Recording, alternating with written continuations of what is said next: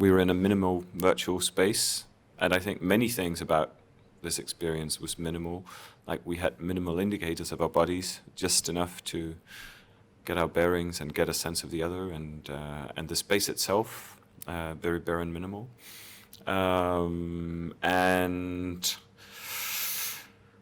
then we moved together in that minimal space for a period of time, and my experience of it was that much of the time our attention was directed towards the other, trying to figure out the intent, and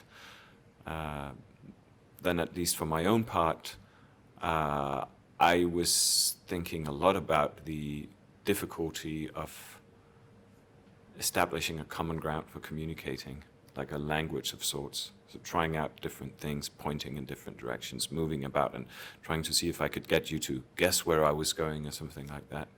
And then we started boxing at some point. And it seemed to me that was the only time it really clicked immediately, beyond just like simple holding out your hands or the representation of your hands in the same space. That boxing thing seemed to be, at least for me, one, right away, we got it. This is what we're doing. How exactly it happened? Did you pick up on the moment when, now yeah, you're moving and now I'm boxing? I initiated it. I mean, the whole setup reminded me of a very old arcade game, where actually what you see, the representation of yourself, are just your two boxing gloves and like your silhouette. And Triggered the memory. Yeah, and I thought about doing it for a while, but then I tried other means of communication, but all peaceful means of communication broke down, so then I resorted to violence.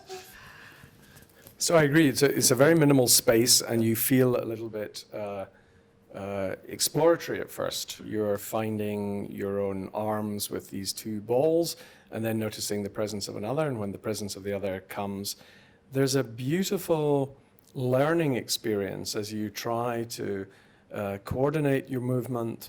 You wonder whether to coordinate or to go against. I felt there was a constant passing of the lead from one to the other. Sometimes I felt in control. I was encouraging someone to move and come with me, and other times I felt I was following you and wanting to move and follow you. And I liked that feeling of passing control. And that felt very much like dance, where with a partner, you sometimes feel you're having to initiate, and other times you're going. Then I noticed the boxing started, and I thought, that's what I have to do. We're boxing now. I need to defend myself. I need to, and the boxing was pretty good. That was, as you say, where perhaps because of the speed of reaction necessary, the defense necessary, you have to react quickly. And then I think, as you initiated the boxing, I think I initiated the end of the boxing. I thought, let's slow. And it was very nice that you did too. And then we went back to gentle movements, raising our arms up and down. And after the boxing match, and the slow movements, it seemed to me as if you were trying to initiate like a ballroom dance. And I tried to follow, and I was waiting for you to take the lead, but then, no, maybe it's not dancing at all, maybe it's something else. I tried to follow along for a bit, and then I tried to take the lead, but you didn't seem to follow. And this is, again, I was thinking, is there a way to communicate beyond the simple movement, my intent, what it is that I want to do? And actually, also at the very beginning, I was trying to spell out words with my arms, but I could quickly tell that didn't work at all. I was spelling out hello, but that didn't really register. And I was just also, I was thinking about, does it make sense to establish some kind of symbolic language or something like that? And then I just gave up on that and said, well, we don't need representation and symbols here. Let's just do the movement. I was very glad that we didn't do that. I think some of the pleasure of this is getting away from words and getting away from representation. And it's trying to communicate in a way which is very visceral, very primitive, breaking down, bypassing the usual ways in which you would signal to someone. And I like that. I find that quite liberating. So I didn't even guess that you were trying to make shapes of words. I wanted to anticipate what you were doing. And then sometimes, as you said, I would try to suggest where to go by Yeah. leading you and then coming back, leading you and coming back. And then once you were following, I could take you further. And then at other times you departed and I thought, now I must chase. So Yeah. you're either the pursuer or the chaser at times, I think, a little bit.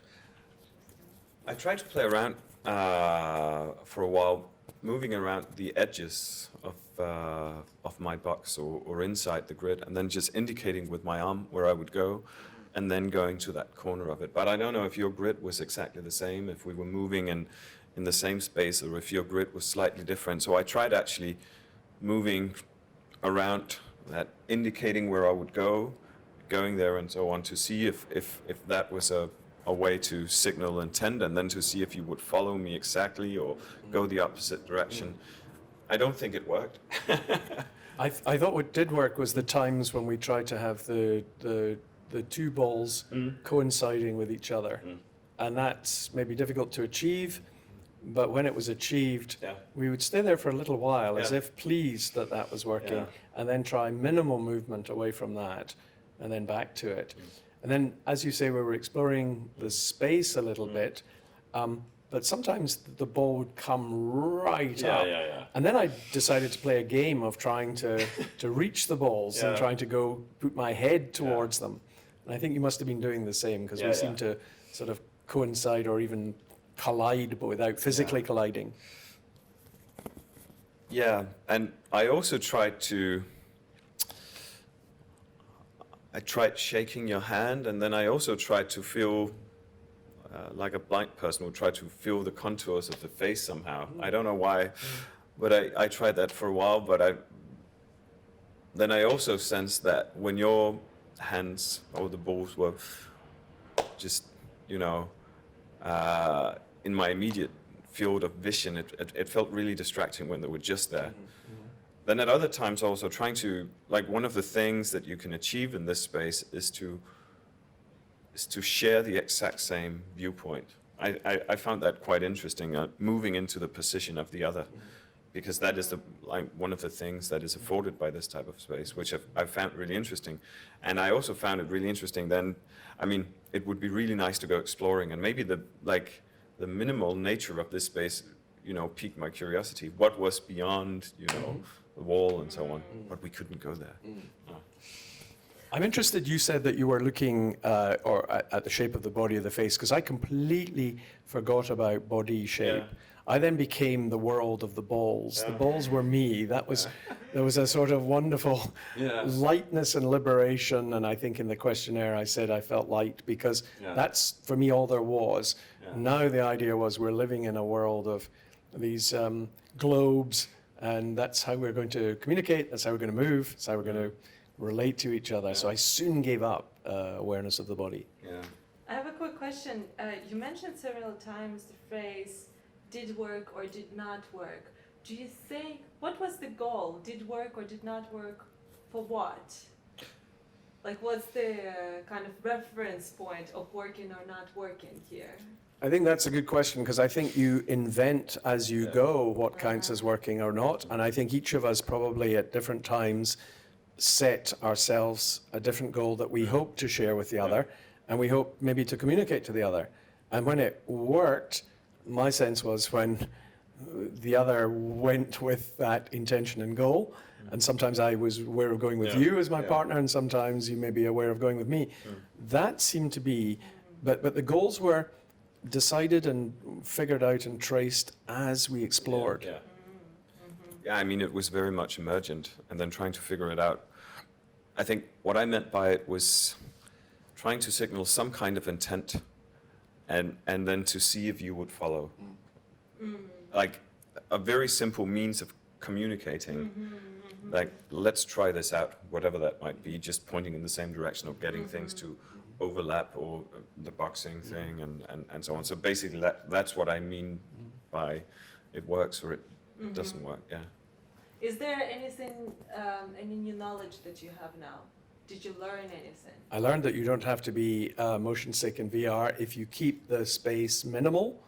So I think one of the mistakes of VR is trying to make it too like reality and have it cluttered with many, many different objects. And then your visual search will be as normal, but you won't have the same clues with the head movement and body. So a minimal space, I think, really does help. I mean, we both went into it with a certain fear, having tried VR and had motion sickness, but I thought that was pretty good. Yeah, I mean, definitely. I didn't feel any of that, and I get motion sick very easily. And I've tried many of these things before, and something else I noticed was that, I don't know if it was the same for you, but I mean that, like, in the beginning, the balls were further away from my hands. They were extended in space. Yes. And then they moved closer. I don't know if I felt that, and I was almost trying to shove my arms back out. Back out, extend your arms again like a telescope. Then I gave up. I became just a ball. I was actually wondering if it had been the same for you, or if you had started with like shorter arms and I had longer arms. But it you know, when that happened, it also occurred to me that, you know, in the beginning it felt like maybe the calibration was slightly off because, you know, my arms were extended. But I very quickly adjusted to it. I mean, then it just felt, well, that's just where my arms are. And I know this is one of the tricky issues in VR as well. But it felt quite natural to me. I quickly adjusted to it, I think what I hear from you, though, is the sense in which you're really thinking at the time about what you're doing, what it means, how it's converted.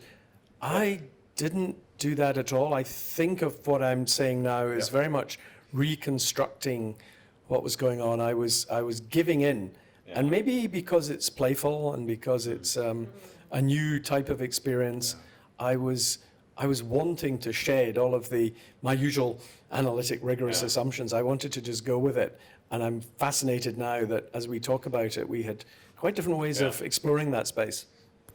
Yeah, it was very different for me. I mean, I couldn't step outside, you know, myself and thinking this is an experimental setup. I'm wearing a VR headset. Well, actually, towards the end of it, I had that sense, and there was this question about whether or not the experience, like, was it an appropriate length? And I would say, actually, towards the end of it, I felt like, well, now I'm getting settled in this world, and I'm starting to forget these things. And then somebody came and asked me to share my experience and take off the headset. I was like, what, now? But in the beginning, I had a very different experience. I was, you know, I don't know, like, thinking about the experimental nature of the setup, the technical issues and translation into my body there and so on. And that it was actually only towards the end of it that kind of wore off. And I had it the other way around, because I was, but exactly the other way around, in that I was merging into it, enjoying it, and then I thought, I've had enough now. I want to now start talking about it, thinking about it, reacting to it. Yeah. I had done enough thinking. Now I was just ready to relax in that world.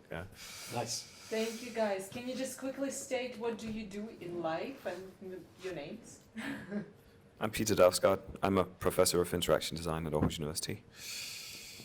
I'm Barry Smith. I'm a philosopher, professor of philosophy at University of London, and I work on the senses.